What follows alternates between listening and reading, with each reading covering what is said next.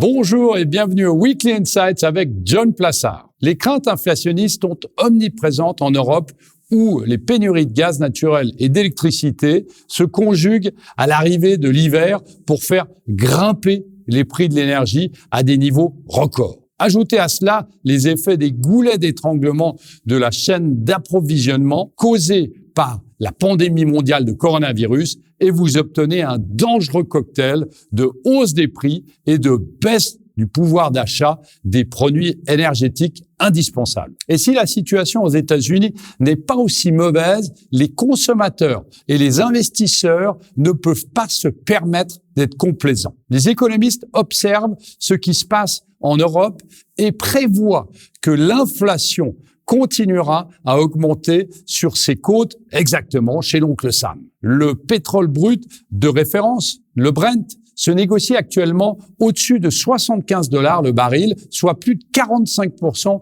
au-dessus de son niveau du début d'année. Et la situation est la même pour le marché du gaz. Ces niveaux de prix que les États-Unis ont connus en 2008 vont entraîner une destruction de la demande dans le secteur manufacturier. La faiblesse des stocks de gaz et la hausse des prix sont préoccupantes car les États-Unis vont maintenant constituer des stocks pour l'hiver lorsque la saison de chauffage crée normalement un pic de la demande. C'est une perspective dangereuse, en particulier pour les familles à faible revenu qui sont les plus touchées par la hausse des prix de l'énergie. Une augmentation de 50 cents le gallon du prix de l'essence au détail n'entame peut-être pas le portefeuille des consommateurs les plus riches, mais elle peut être incroyablement douloureuse pour les personnes à faible revenu ou à revenu fixe. Enfin, la presse s'intéresse de plus en plus à la crise de l'énergie en Chine suite aux informations selon lesquelles les usines